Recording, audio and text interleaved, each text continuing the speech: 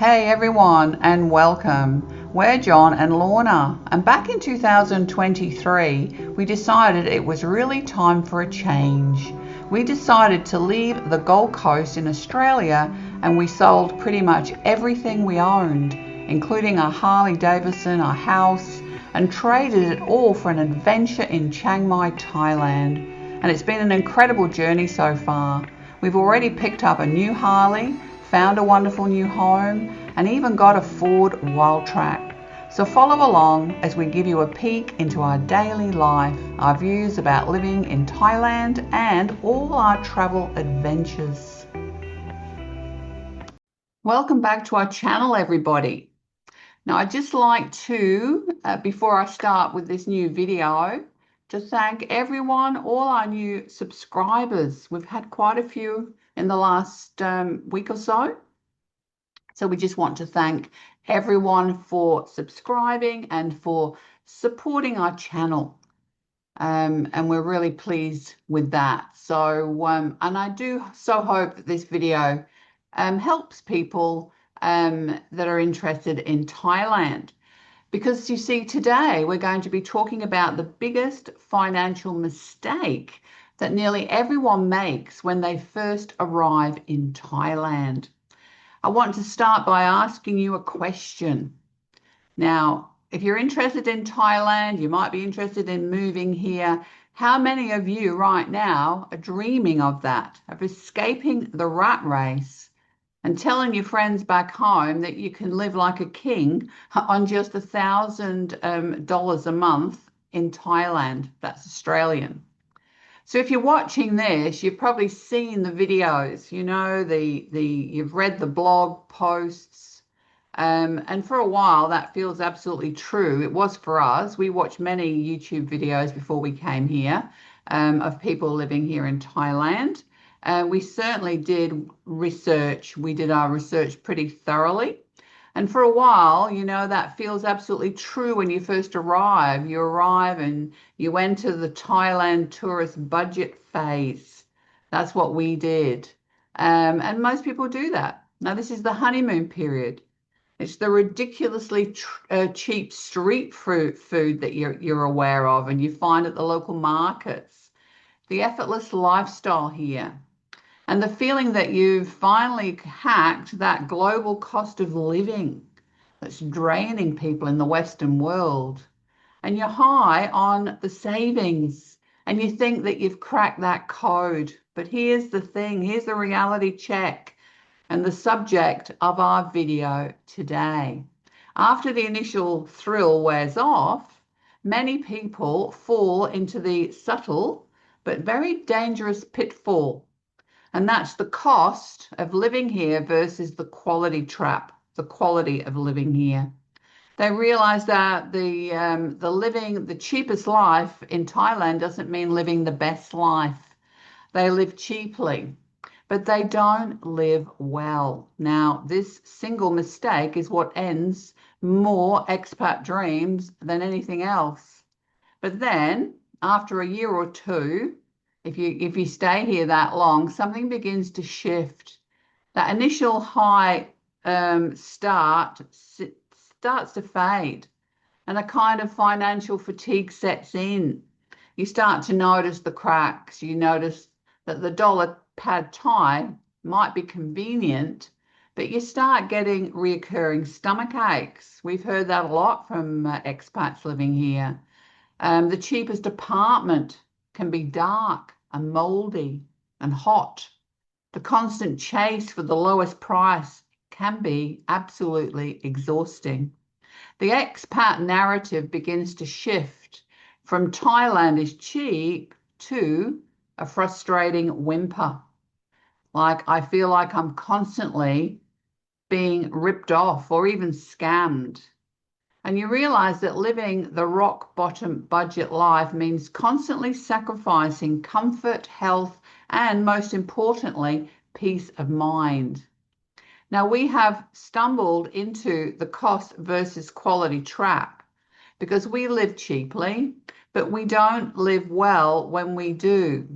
And we think it's the single biggest drain on long-term expat happiness. Now, this trap isn't fixed with a better exchange rate. It's fixed with a better mindset. But first, we need to be honest with ourselves about the hidden costs of chasing that cheap thrill. The hyper low cost life isn't free. It does come with three major penalties that can drain your long-term experience. So I'm just going to share this story of someone that we met recently, Mark. He was a middle-aged man from the UK who he'd seen many YouTube videos about retiring in Thailand on $500 a month, and you could live like a king, he thought. So he quit his job, he sold everything, and he boarded a flight to Chiang Mai. He bought a one-way ticket, and he was convinced he was hacking the global economy. Now, his goal wasn't comfort, it was maximal savings. He wasn't seeking quality, he was seeking the cheapest possible life he could find. Now, his first disappointment was his housing. He bypassed the modern condos that cost $400 Australian a month, scoffing at the ridiculous expat prices. Instead, he found a fan-only studio in a soi, which is a street, far from the city centre for 4,000 Thai baht a month. Now, the room was small, it smelled faintly of stale incense, and the fan only succeeded in pushing warm, humid air around the room. He proudly told his family it was authentic. Now, his food budget was rigid. It was 100 Thai baht, which is about $2.75 per day. And this means endless bowls of chicken and rice from the grittiest stall he could find. Always refusing ice water, which cost an extra 5 baht because he was a cheapskate. He saved the money, but within 2 weeks, his stomach was in open rebellion. And he spent 3 miserable days sweating out a food bug, too proud to spring for the high-end private clinic favored by the other foreigners. Now, the trip to the public hospital cost him a fraction of the price, but it involved 2 hours of waiting, communicating through Google Translate, and an overwhelming sense of isolation. And the heat was his constant enemy. To save 1,500 Thai baht a month on electricity, he was using his small ancient air conditioning and a fan, reserving it only for emergency use. And that was when his laptop overheated. He was perpetually damp, sticky, and irritable. He couldn't focus on his remote marketing work. And every morning, the thought of scorching pavements and the noisy, confusing local buses made him skip his errands. He stayed in his hot room watching the money accumulate in his bank account and feeling increasingly miserable. But the final straw came when his friend Sarah visited him. Sarah, who had a similar remote income, but a very different philosophy. "Mark," she said, "why are you wearing a shirt that's been clearly sweated through at least 6 times?" She asked, stepping into his oven-like room. "It's just the humidity," Mark mentioned. "But look at this. I'm still under budget for the week." And Sarah sighed, "Well, Mark, I'm paying $450 Australian a month for a place with a rooftop pool, a reliable air conditioning, and a gym. And I spend an extra $200 a month on better food, on Grabs and co-working spaces that are cool. And I'm genuinely happy. You're saving a few $100s, but you're constantly sick, stressed, and miserable. What are you actually doing with the money you're saving?" Mark started to look confused, and stared at the ceiling fan, realizing the truth. He wasn't living like a king on $500 a month. He was living like a very uncomfortable hermit. He was sacrificing every element of convenience and health and social life on the altar of a number. The relentless pursuit of cheap had made his life ironically incredibly expensive in terms of mental and physical energy. So a month later, Mark was back in his hometown, bundled up in his old jacket and complaining to his family. Thailand is overrated. It's not cheap anymore. The quality of life is terrible. He'd missed the point entirely because the quality of life was terrible only because he had stubbornly refused to invest in it. He'd come looking for a dirt cheap life hack and had gone home with nothing but a mosquito bite scar and a bitter taste in his mouth. So when we compromise on what we put into our bodies and what we breathe in, when we choose the cheapest meals to save 50 baht, we end up paying 500 baht at the pharmacy or then a massive bill at a hospital. We compromise on water filtration and air quality because the equipment costs money. And when we do all this, we're constantly walking a fine line, treating our health like an expensive thing that must be minimalized. But in a tropical climate with seasonal haze and high humidity, investing in cleanliness, ventilation, and quality food isn't a luxury. It's the single most important insurance policy you can buy.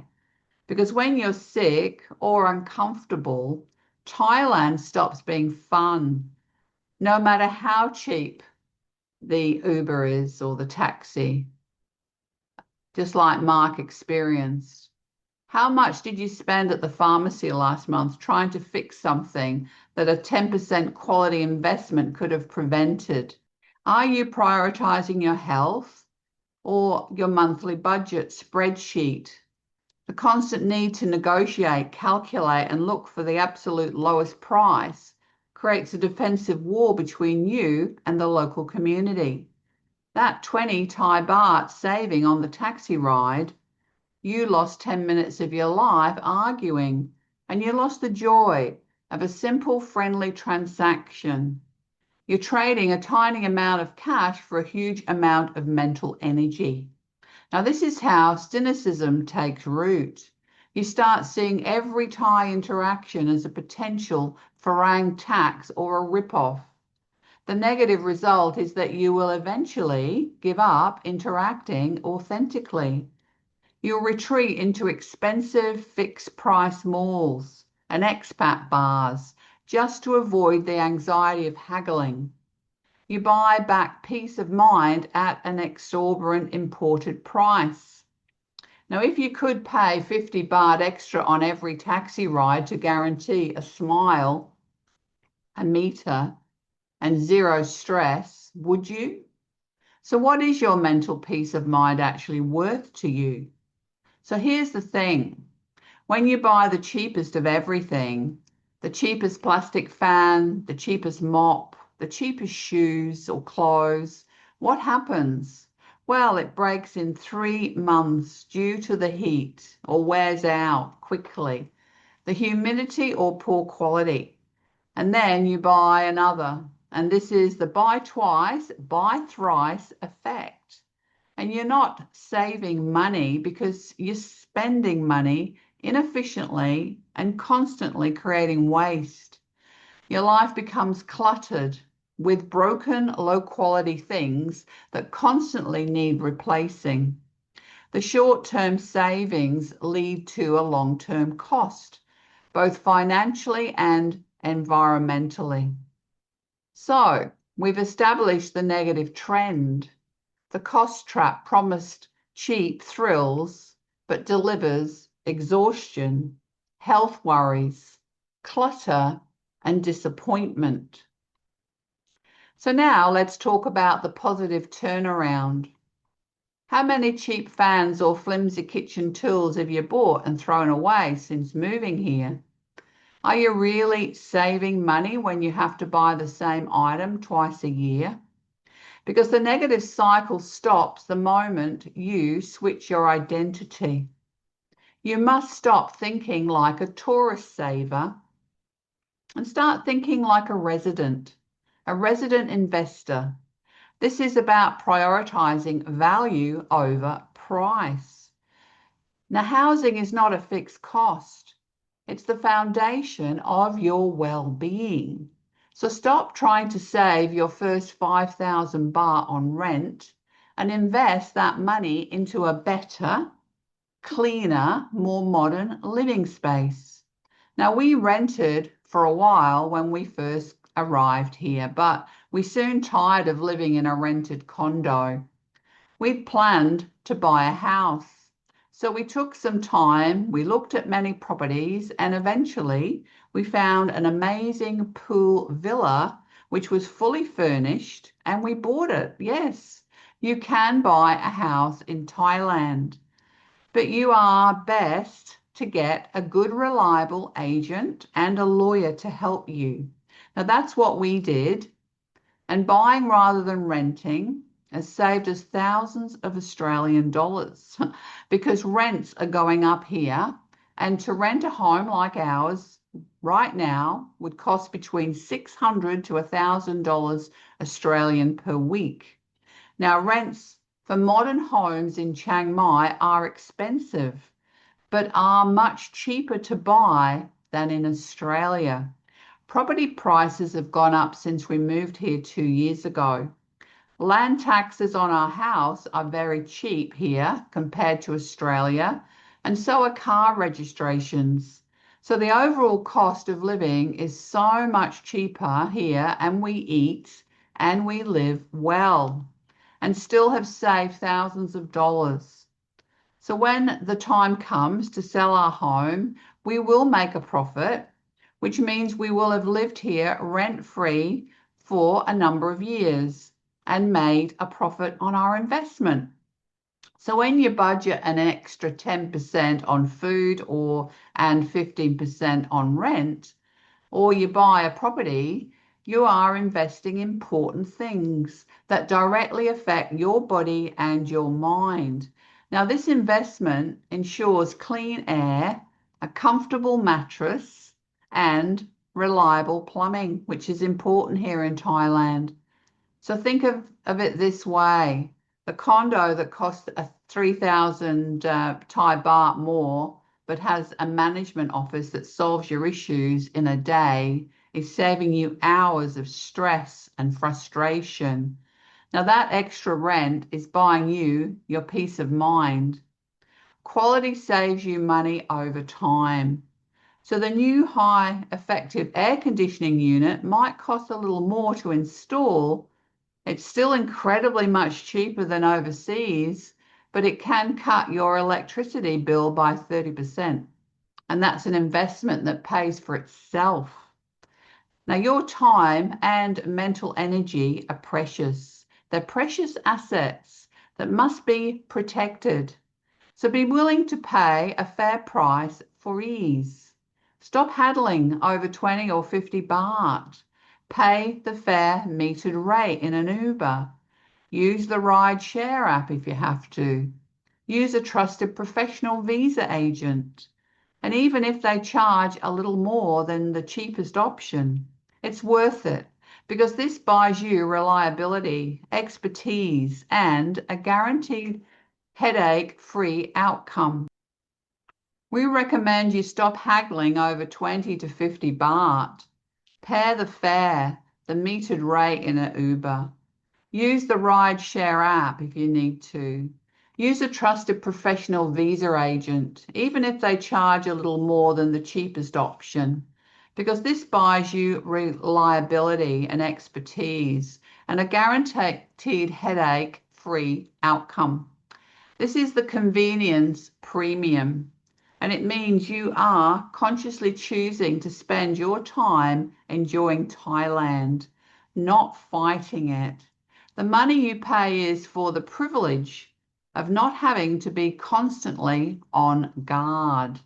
So the long-term local investment is to align your spending with local values, community, and quality. Stop buying expensive Western food and imports. Shop at the local, busy market, the wet market or farmer's market. You get fresher, seasonal, pesticide-free food at a much better price, and you're supporting the people who define this country.